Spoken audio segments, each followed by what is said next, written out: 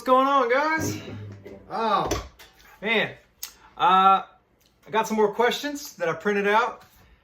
You guys are so cool to respond so well to the last video and saying that you liked some of the Q&A stuff. I don't know what else to call it, Q&A. Maybe you guys can help me come up with a better name for that. Got the trusty old telly here, playing into my little Princeton. In case I need an example, I'd mostly be talking probably. Little cold brew coffee here from the fridge. I really enjoy making that lately. You can just, I dump my beans in, I grind them up, dump them in at night, set them in the fridge overnight. Some people say on the counter, not in the fridge. I've been doing it in the fridge. And then in the morning I drain it through my filter. It's delicious. This is not a coffee channel, but just figured I'd show you what was going on. All right. Cool. So I got a bunch of questions. Some of these are from a couple weeks ago. Some of these are from a month ago. I just printed out a bunch of questions from the channel. And some of these may skip around a little bit in topic. And that's okay, because we're pretty relaxed here on the old YouTube channel. So Mike wrote, thanks for the breakdown on your pedal board. Yeah, that's from a few weeks ago. He says that he has a tube screamer. That was his first pedal. That was my first pedal too. Hello, Mike. Anyway, he said, have you ever tried the Wampler Paisley drive? I have not. But man, they make great stuff. That'd definitely be something I'd be interested in trying. And he said it's a fantastic drive. Sounds good with his AC30, which I love, and versatile. Ben Anderson. What's up, Ben? Thanks for the question. He wrote, what speaker is in your Princeton? Okay, so when I first moved to Nashville, I had heard that a lot of guys around here would take their Princeton reverbs and swap out the 10-inch speaker for a 12. And I liked the idea of that. I've always played amps that had a 12 in it, and my Princeton was the first one that had a 10. And it was cool, but sometimes I wish that it sounded a little bigger or fatter or something, which the 10-inch was cool for certain things. Anyway, so this one it's called the, I think it's called the Little Tex, or Little Texas. Yeah, it's called the Little Texas. It's a Eminence. Hold on a second. Hold on. What is it called? Yeah, I might get back to it, but it's called the Little Texas. I believe it's an Eminence speaker. So when I first moved to Nashville, a friend of mine sent me to this guy, Jeff Heim, I believe is his first name. Heim, who does amps here in Nashville, and I said, "Hey man, I want to put a 12-inch speaker in this amp. What do you think?" And he said, "Well, let's try some stuff." And I said, "I really like the original speaker. I just wish that it sounded a little bigger." And the one that I had the original in there, but it had broken. The speaker had busted, and he was like, "Let's just put something new in there." So he rebuilt the baffle, and then put the Little Texas speaker in there. And I'm from Texas, so when he said, "Hey, I got one that sounds pretty cool. It sounds like the Jensen, and it's called a Little Texas," I was like, perfect. There's a lot of great ones out there. I've watched multiple episodes of the True Tone Lounge series on YouTube. My buddy Zach hosts that show. And a lot of those guys play through Princeton for their kind of like, I think Zach calls it the grab and go amp. It's just like the small amp that you can carry into the venue or recording session. And if they're using a Princeton, a lot of them swap those speakers out. And I've heard different guys use different things. So I'm sure there's a lot of good options. But for more details on that, you can go watch Zach's channel, those True Tones Lounge episodes. There's a lot of guys that talk about swapping out speakers on Princetons, and I've learned a lot watching that. Kurt wrote, "Do you have any replacement tube recommendations for the Princeton?" Man, I don't. Like I said, I took it to Jeff. I took it to Heim Amps, and I just let him swap out and pick the tubes. I touched on that a little bit on the last video about my matchless. I usually go to Nashville Amplifier Service or Heim. Those are the two that I've been to in Nashville. They're both super kind, and I just let them pair up the tubes the way that they want for the amps. Sean wrote, what pickups are you using in your Les Paul? I'm looking at a Super Distortion and PAF 36 combo. Do you think this setup may be too much as a rhythm guitar player? You know, I typically like more mellow sounding pickups, if that makes sense. So for a Les Paul or a Tele or, you know, any of my amps, any of my guitars, I like kind of a low output. You know, I'm not real technical with that kind of stuff. A lot of guys could speak to that better. I just like a really mellow kind of sound. I want the guitar to sound like the guitar. Like I want to plug it in and be like, that sounds like a great Les Paul, or plug it in like, that sounds like a great Tele. So the pickups that are in the Les Paul I have, it's a 2014 Custom Shop R7. So, you know, whatever they put in those custom humbuckers, or I think they call them Custom Shop buckers or custom buckers, something. So I don't know what the Super Distortion or PAF 36, I don't know what those are or what they would be, because I haven't read up a lot about that. I was just on the search for a good Les Paul. I love the way that one sounded, and I bought it. But yeah, as a general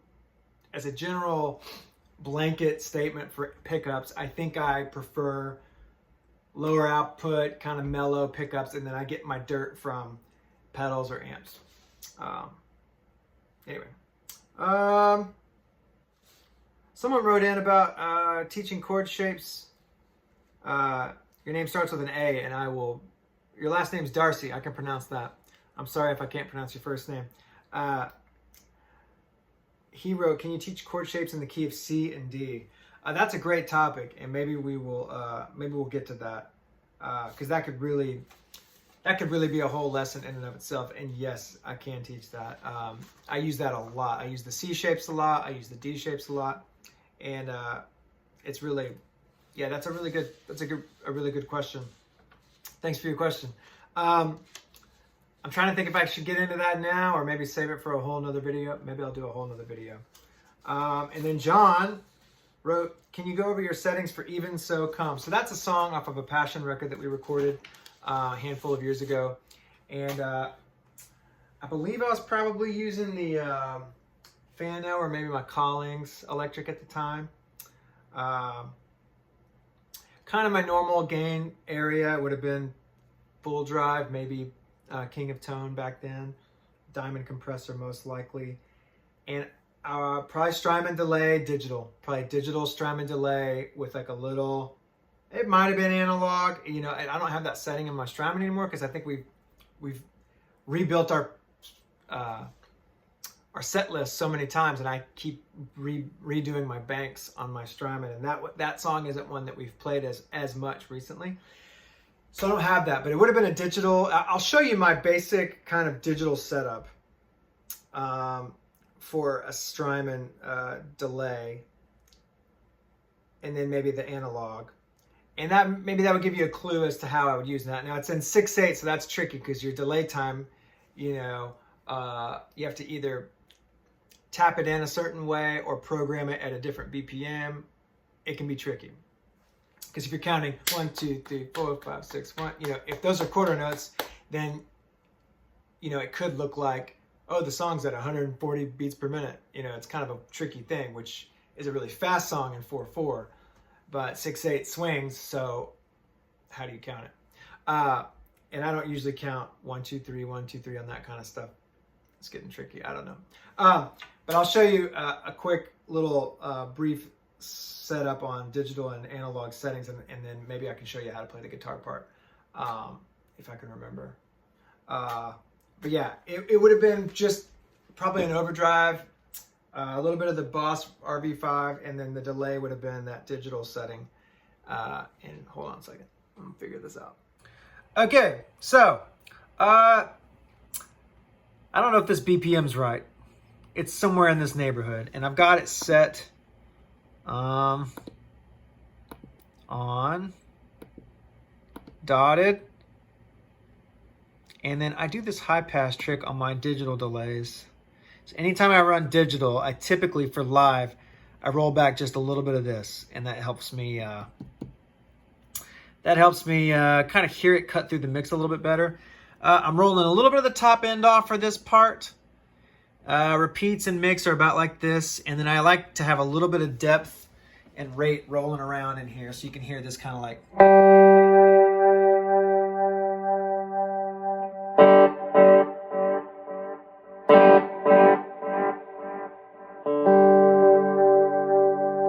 can hear that it's got a little bit of warble to it. That's kind of the way I like to do that.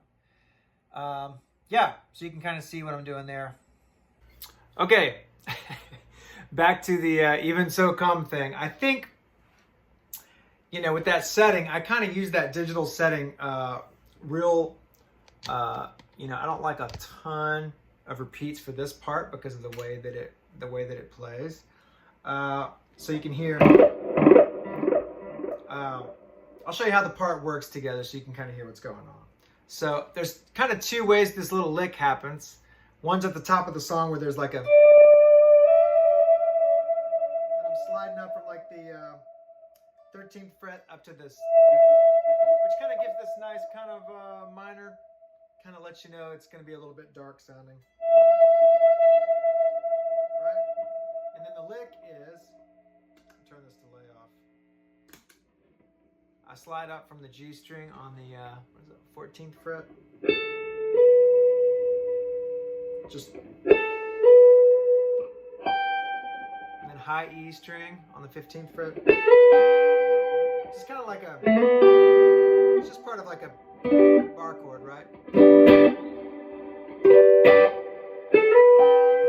But over the minor, it sounds darker. So I'm hitting that. That's like the 14th fret on the E string. And then back to this.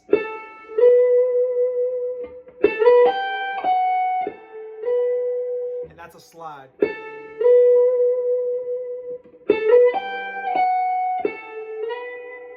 And then the last one, it does that twice. Then the last one, this is for the intro part. And then the last one goes. Same first lick. And then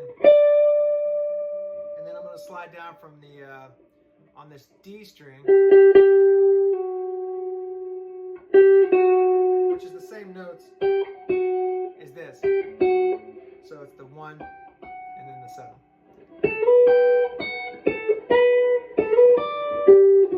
Okay, there's the whole picture.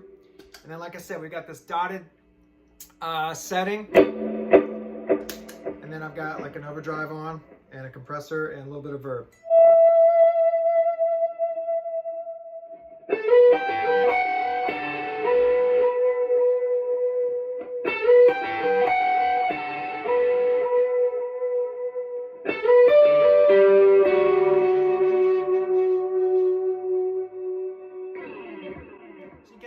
What's going on there.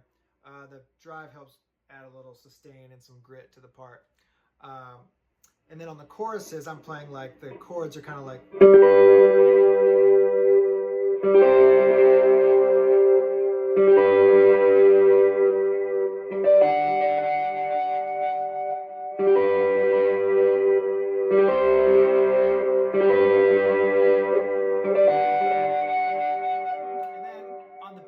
I would reach back to my back pickup, bridge pickup, and play the. So that's just 12, 13, and then the high E on the 15.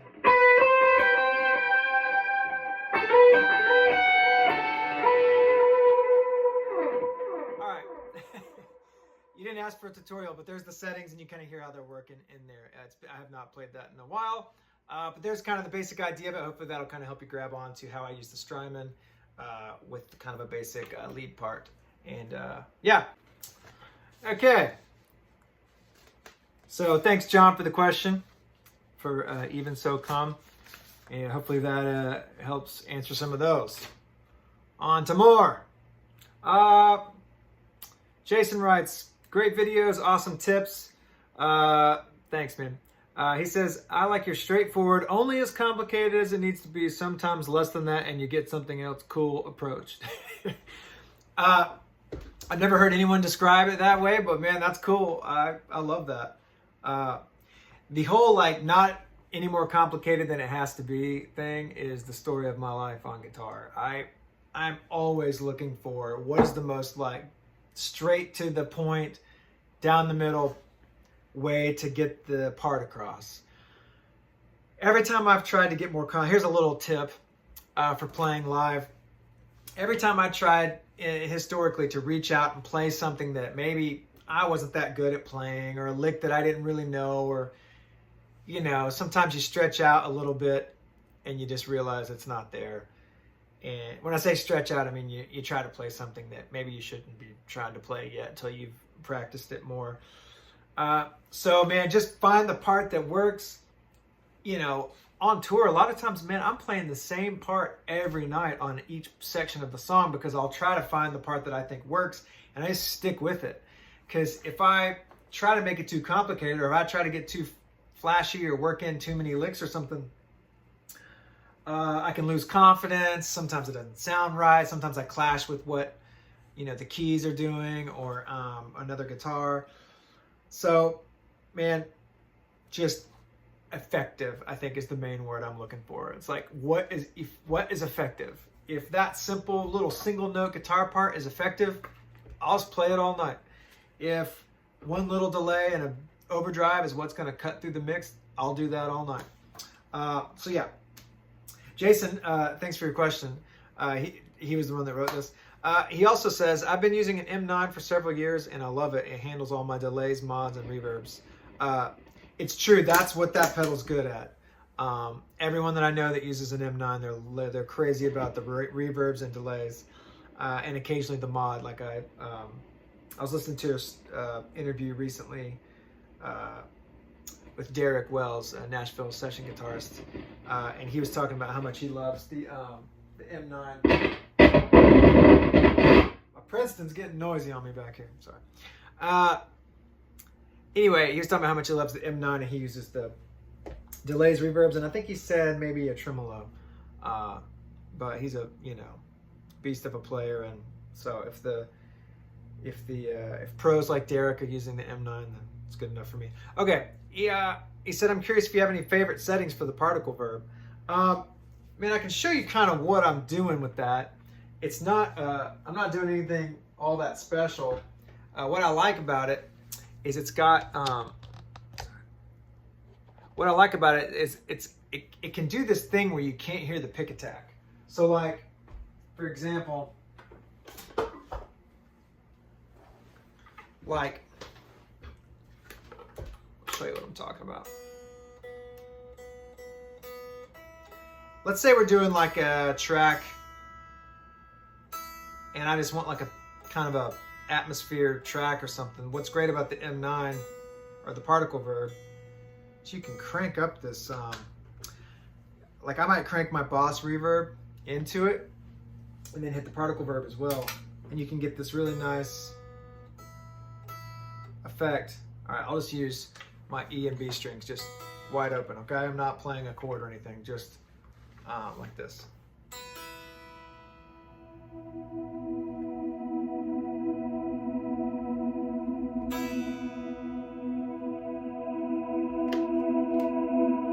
Add a little bit of tone out of the reverb.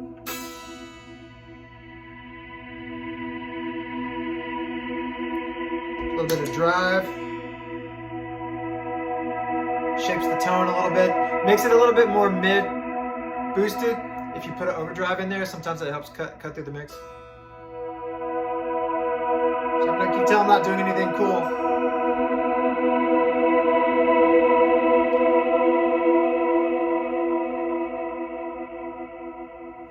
And then if you wanted to pick, say you want the octave of the same sound.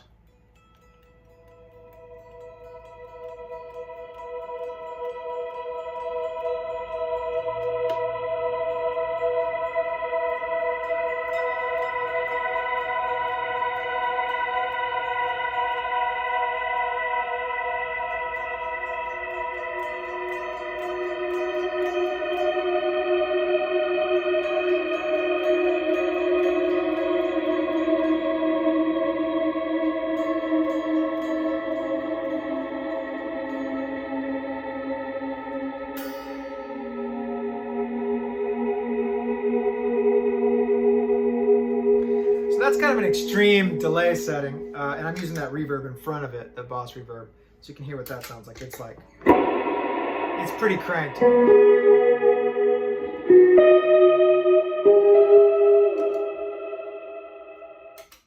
Here's just the particle verb, no Boss reverb.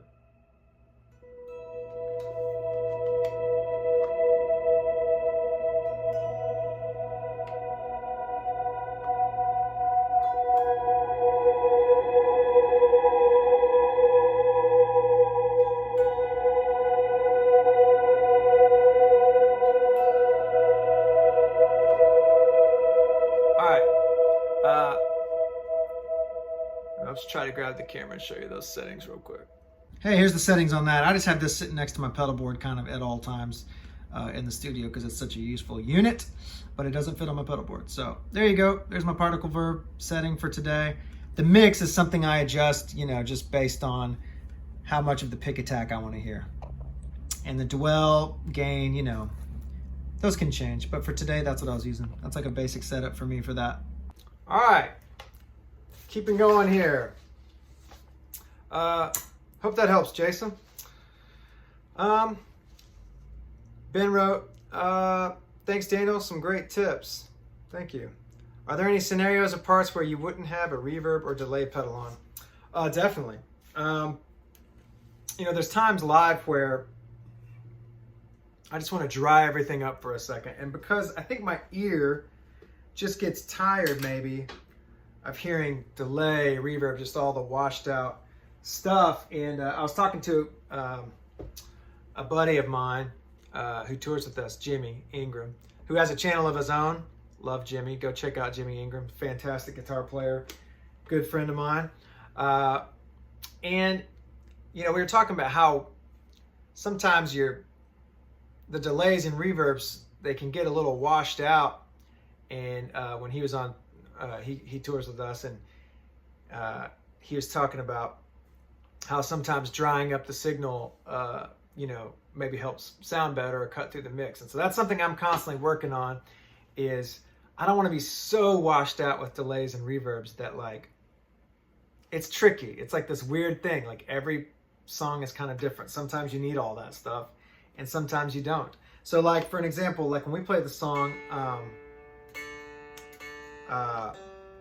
At the Cross or Love Ran Red, there's a section of the song where I'm playing with delays and reverbs for the entire front half of the song, and then there's a part where it dries up. It's the bridge, and the bridge is kind of like this. It gets big, but it's like a build, and the chords are like this. So you can see my hands here. The chords are like,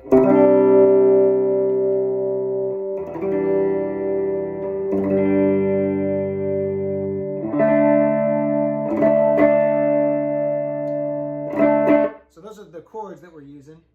And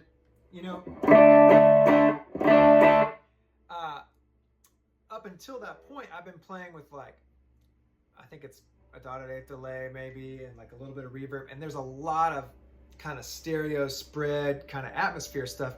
Well, then when it gets to that bridge, everything kind of starts tightening up with the drums, and I want a really specific kind of grinding, so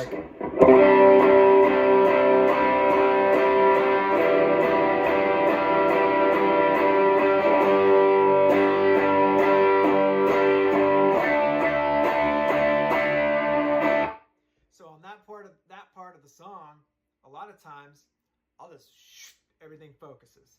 All the verbs and delays are gone. And if I have a verb on, it's more like that. You're not really going to hear it. It's just for a little bit of stereo spread. But if I'm playing with another guitar player, sometimes we do, I'll dry that up pretty tight. Just because I want a really focused sound, The same is true for any time if the band's getting really big and intense. Sometimes I want a really specific sound. I want you to be able to really hear those notes.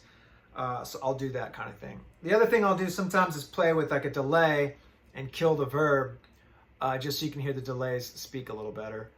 Or if I'm playing rhythm guitar, so sometimes I'm playing rhythm and, another guitar player is playing lead, then I might just have like a touch of verb on like that, and I might just be playing like, or it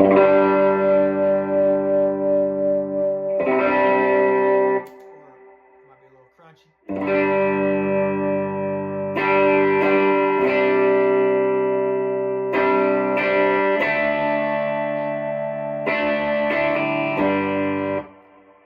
That's not a song, I'm just playing an example. But I would dry up no delays potentially if I'm playing rhythm guitar underneath someone who's playing like a lead line.